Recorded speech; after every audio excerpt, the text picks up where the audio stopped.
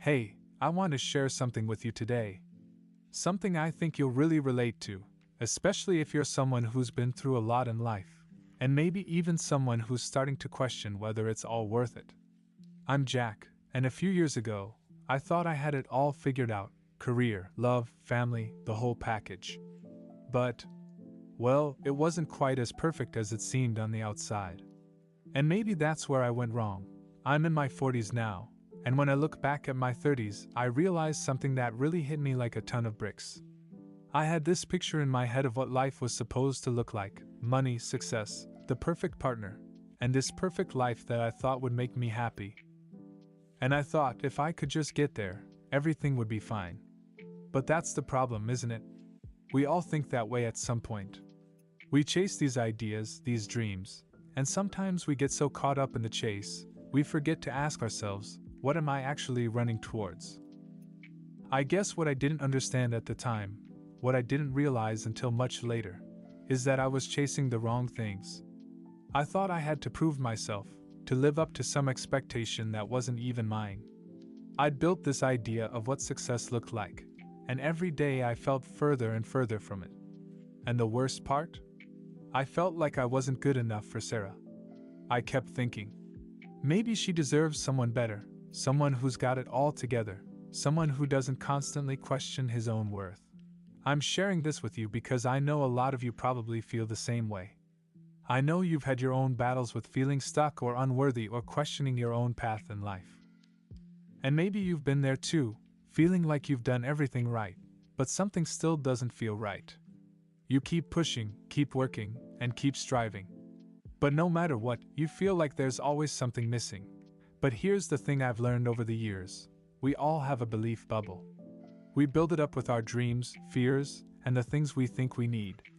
But that bubble is fragile. And when it pops, that's when we start to see what's really important. But you know what? That's not the end of the story. It's just the beginning. And believe me, everything I thought I knew was about to be turned upside down. Stick with me, because the real story starts here. And I think you're going to want to hear it. Looking back, I can tell you that I spent most of my life believing that success was the key to everything. That if I just had the right job, the right amount of money, the right status, then everything else would fall into place. I thought that once I hit those milestones, once I reached that success I'd been chasing, I would finally feel good enough, finally feel worthy. But you know what? It didn't work that way. I remember sitting in my office one afternoon, staring at my computer screen, thinking to myself, this is it. This is the job I've been working for my whole life. I had the title. I had the salary. I had the respect of my colleagues.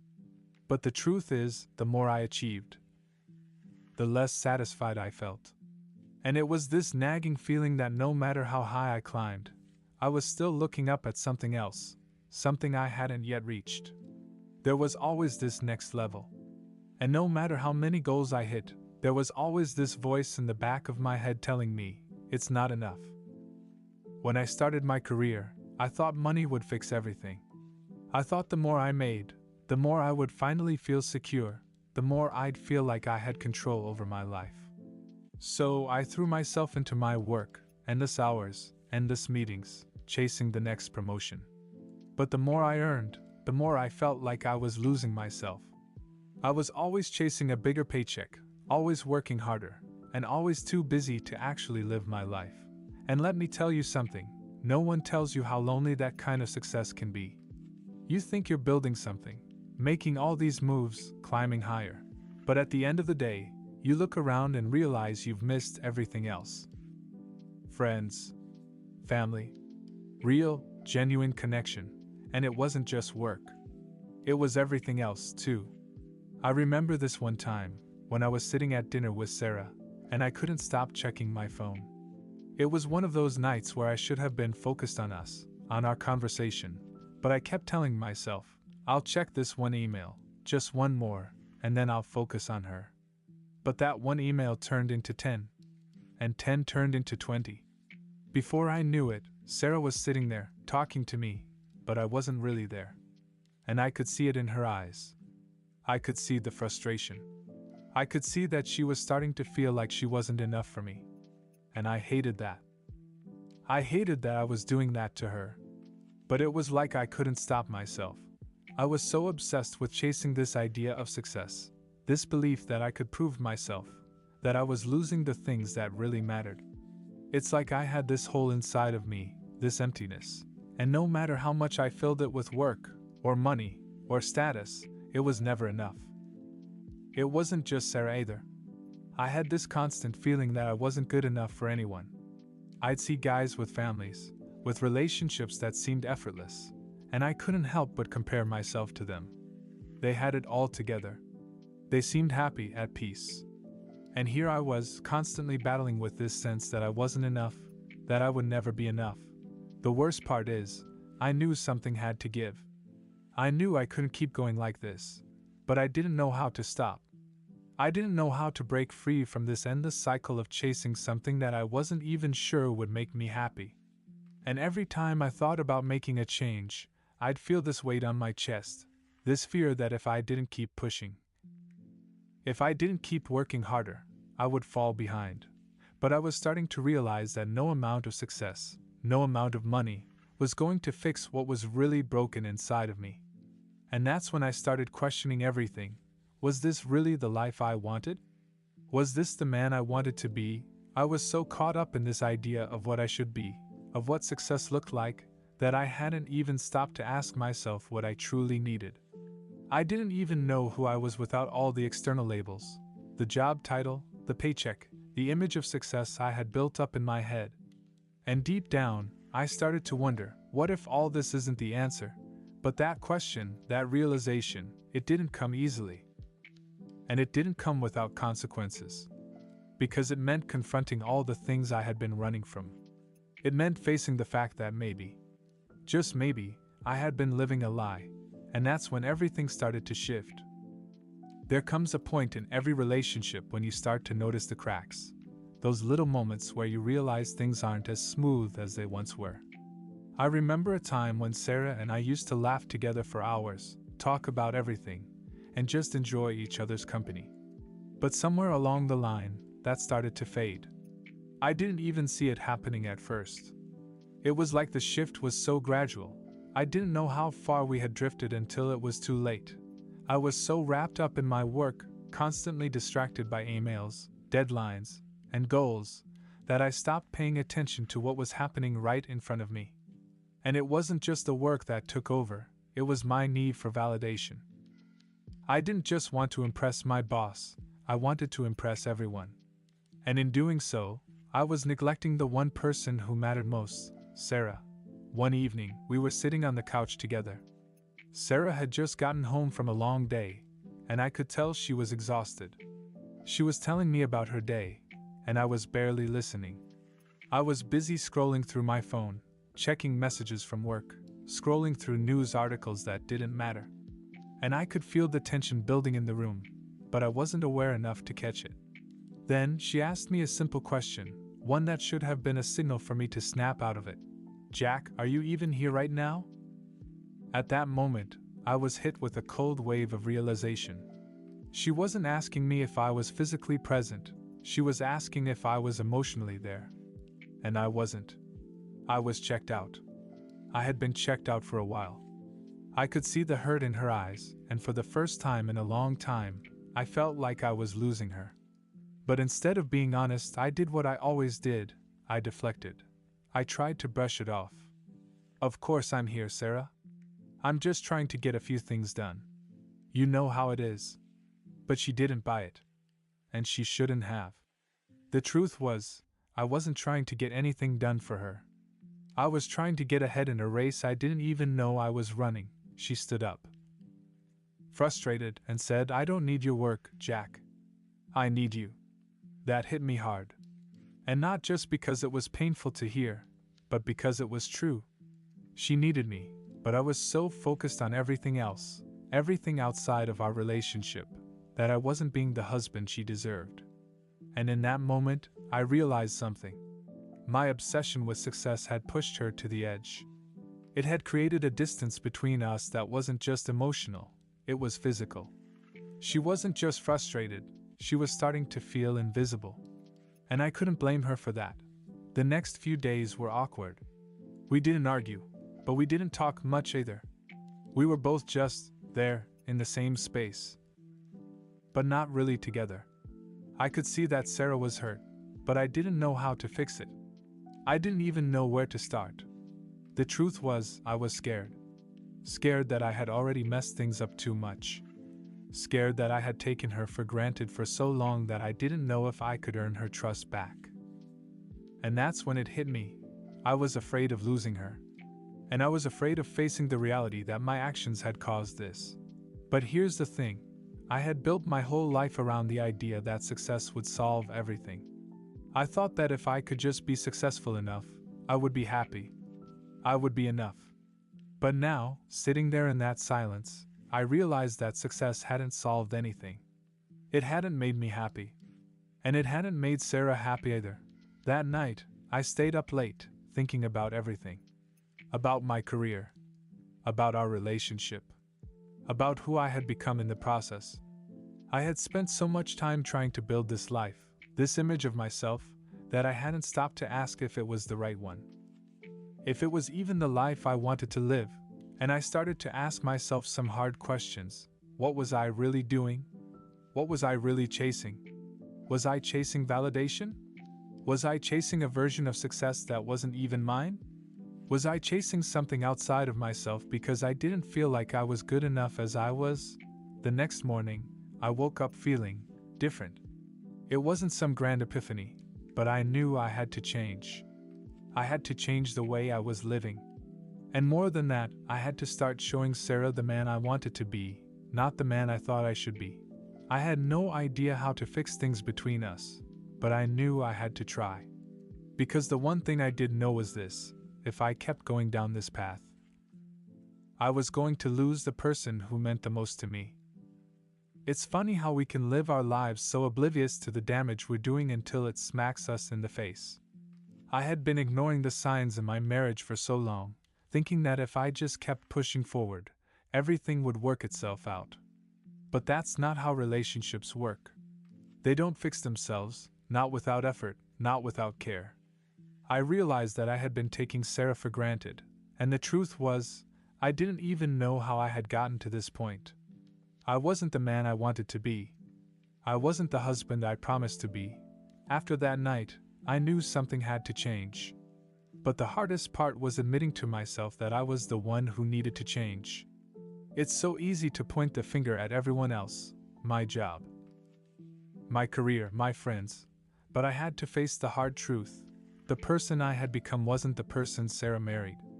And it wasn't the person I wanted to be anymore either. I spent a lot of time reflecting. The truth started to sink in that I had been living my life in autopilot mode for years. I had been so focused on the external world, work, status, money, that I didn't stop to look inward. I didn't take stock of the most important parts of my life. And that's when I realized that all the success in the world couldn't fill the void I was feeling inside. The real success wasn't the money in my bank account or the title on my business card. It was the connection I had with the people I loved. And somewhere along the way, I had lost that. I had to stop pretending like everything was okay. I had to stop avoiding the reality that I had been failing Sarah, failing our relationship. So, I did something I wasn't used to doing. I took responsibility.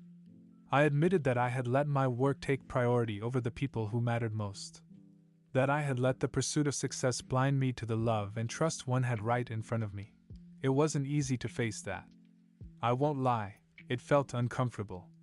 It was hard to swallow my pride and admit that I had been wrong. But if I was going to make this work, I knew it was the only way.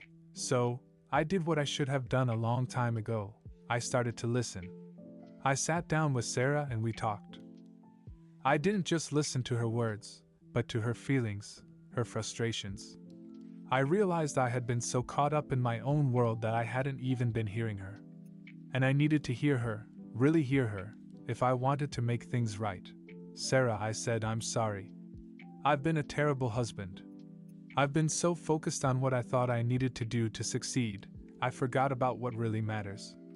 I forgot about you. And I don't want to lose you. I want to make this work, I want to be better. But I need you to help me. I need you to tell me what I can do to fix this, because I know I've messed up. It was humbling to say that, to admit that I didn't have all the answers, that I wasn't perfect. But Sarah didn't just nod and brush it off. She could see I was being sincere. And when she spoke, she didn't just tell me where I'd gone wrong. She also told me what I could do to make things right. And that's when I realized that love, real love, requires vulnerability. It requires admitting your flaws, not just to the person you love, but to yourself. We talked for hours that night. There were tears. There were apologies. And there were also a lot of realizations about where we had both gone wrong. I knew it wasn't going to be easy to rebuild what we had. It would take time, effort, and patience. But at least we were on the same page now. We both knew that we wanted to fix things.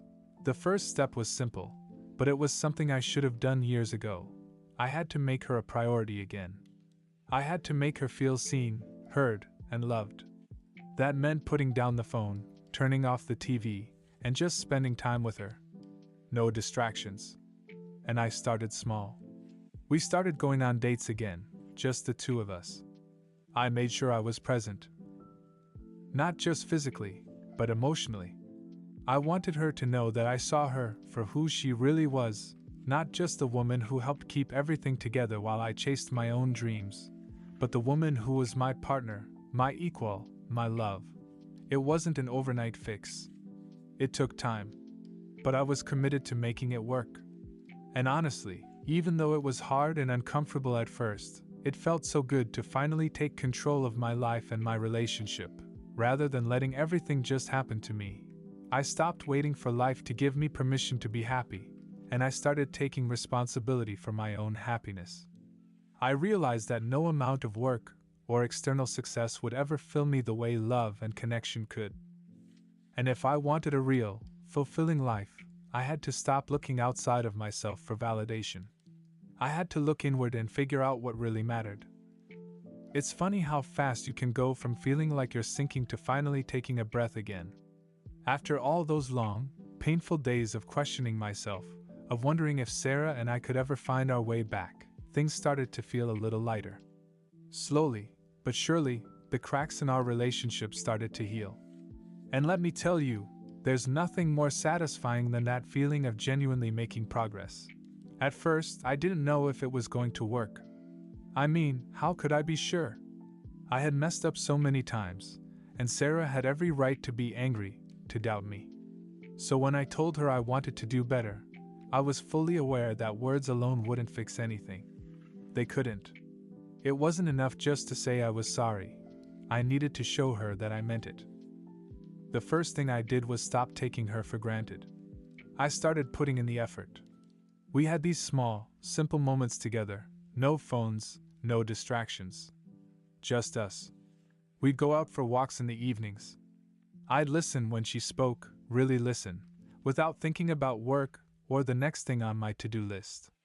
It wasn't grand gestures at first, it was just showing up. Being there. Showing her I was paying attention again. And to my surprise, she started opening up. At first, it was a little tentative, almost like she wasn't sure if she could trust me again. And I didn't blame her for that. Trust, once it's broken, takes time to rebuild. But over time, she could see that I was serious about making things work. We started having real conversations, not just about what went wrong, but about our hopes, our dreams, what we really wanted out of life together. It felt like we were starting over in a way, but this time, we weren't pretending anymore. We were being honest with each other, being vulnerable in a way we hadn't been in years. It wasn't just about fixing the relationship. It was about rediscovering who we were together, what made us happy. I'll admit, there were moments where I felt like I wasn't doing enough. There were times when I worried that Sarah might not believe me, or that she might slip away despite my best efforts. But those were just my own fears talking, fears that came from my past mistakes. I remember one night, we were sitting on the couch together. It had been a month or so since I'd really started trying to be present, to show her that I was committed to making things right. and out of nowhere, she turned to me and said something that I'll never forget.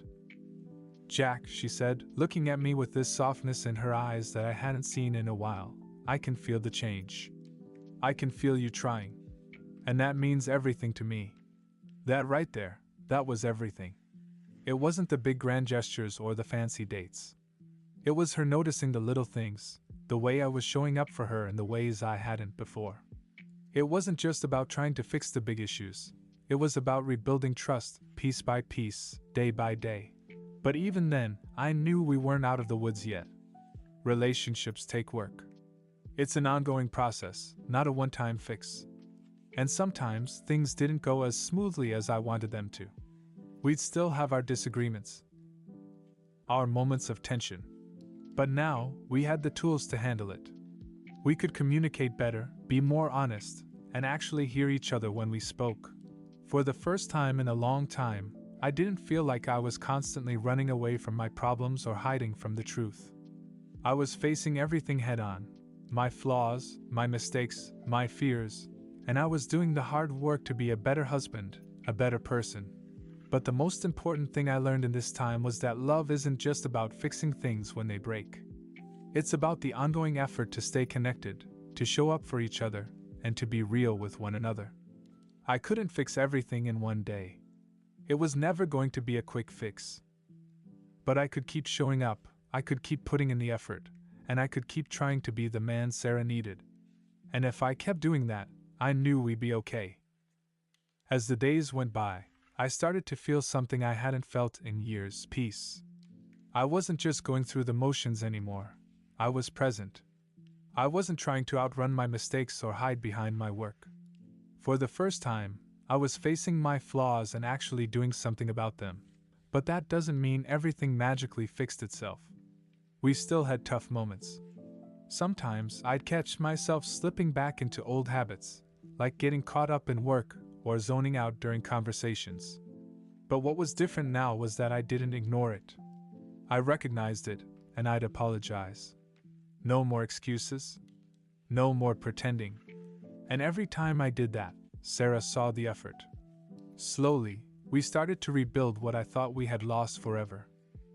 One weekend, Sarah and I went on a short trip to the mountains. We hiked, laughed, and spent time without the usual distractions. It felt like we were reconnecting on a deeper level, not just as a couple, but as individuals who had learned, grown, and were ready to move forward. I looked at her in that moment, and I realized something. The love we had wasn't gone. It was just evolving into something stronger, something more real. We weren't perfect, but we were better. We had learned to communicate, to prioritize each other, and to respect the boundaries we both needed. I wasn't just showing up for her, I was showing up for myself, too. And that made all the difference. By now, I had learned more about myself than I ever expected.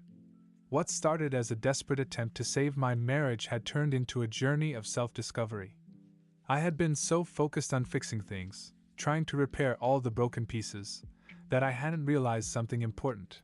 I didn't need to fix love. I needed to nurture it. Sarah and I weren't in the same place we were when we first met, and that was okay. In fact, it was better. We had both changed, but we were evolving together, not apart. And I realized that real love isn't about perfection. It's about growth, about facing challenges together, and about being patient with one another, even when things aren't easy. I remember one evening. Sarah and I sat down and talked about everything, the good, the bad, and the ugly. We were honest about where we had been, where we were now, and where we wanted to go. And in that conversation, I realized just how far we'd come. There was no magic moment that fixed everything, no single event that made it all okay. It was the work we'd put in every day, the small moments of vulnerability and understanding that had brought us closer. It wasn't just about saving our marriage anymore. It was about becoming better versions of ourselves, individually and together. I wasn't just focused on fixing what was broken, I was now focused on building something new, something stronger. I had spent so much time in the past trying to control everything, trying to make my life look a certain way. But now, I saw that the most important thing wasn't success or status. it was the love and trust we had built. And I knew that if I kept showing up for Sarah, and for myself, that love would continue to grow, no matter what challenges came our way. Just when things felt like they were finally falling into place, life had a way of throwing a curveball.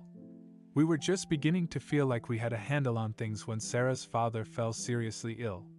She had to travel back home to care for him, and suddenly, we were facing another challenge, this time, one that had nothing to do with our relationship directly, but one that tested us nonetheless. I could see the stress building in Sarah as she tried to balance caring for her father, keeping up with work, and dealing with her own emotions. And here I was, feeling a little helpless, unsure of how I could support her in the way she needed. This was the moment when I realized something important. Love wasn't just about smooth sailing. It was about how you handled the storms together. I made it my mission to support her, to step up in ways I hadn't before. I wasn't going to sit back and wait for things to fix themselves. I was going to be there for her, every step of the way. We had learned how to communicate better, how to be vulnerable, and now it was time to put those lessons into practice. We talked through the difficult moments. I made sure to check in on her regularly, offering a listening ear when she needed it, but also stepping in to handle things on my end so she didn't have to worry about the small stuff. There were moments of frustration, and I could see Sarah's exhaustion. But there were also moments of gratitude, moments where she would thank me for being there, for helping her manage the chaos. And those moments, those small words of appreciation, made everything worth it. It wasn't easy. The weight of everything, her father's illness, the distance between us, the pressure of keeping everything together, was hard on both of us. But it was also a reminder of how far we'd come. When life tests you, that's when you learn what your relationship is really made of. This time, we passed the test. Not because everything was perfect, but because we faced it together.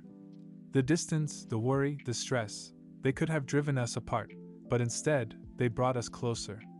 We were a team, and that made all the difference. Looking back now, I realize that everything we went through, the struggles, the mistakes, the healing process, wasn't just about saving our marriage. It was about creating something new, something better. After all the challenges we had faced, I can honestly say we're in a place where I never thought we'd be. We're not perfect, and we never will be, but we're real. We've built a foundation of trust, communication, and love that's stronger than anything I could have imagined. I think that's what it takes to make love last, a willingness to grow together, to admit when you're wrong, and to fight for each other even when it's hard. We've learned that love isn't just about staying together through the good times, it's about showing up when things get tough. It's about resilience, patience, and a deep understanding that you're in this together. And that's the lesson I carry with me now. Relationships are a choice. Every day, you choose to show up, to put in the effort, to prioritize the person you love. And if you do that, love only grows stronger. These days, Sarah and I are in a good place. We're more connected, more open, more understanding of each other's needs. We've been through enough to know that life isn't always going to be smooth sailing, but now we're ready to face whatever comes our way. Together. I know now that love isn't something you can just expect to work out on its own.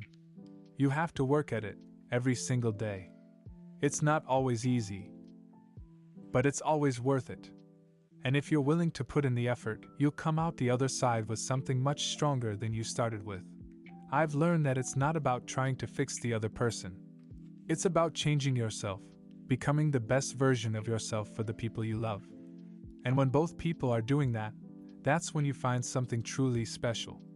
That's when you know you're in the right place.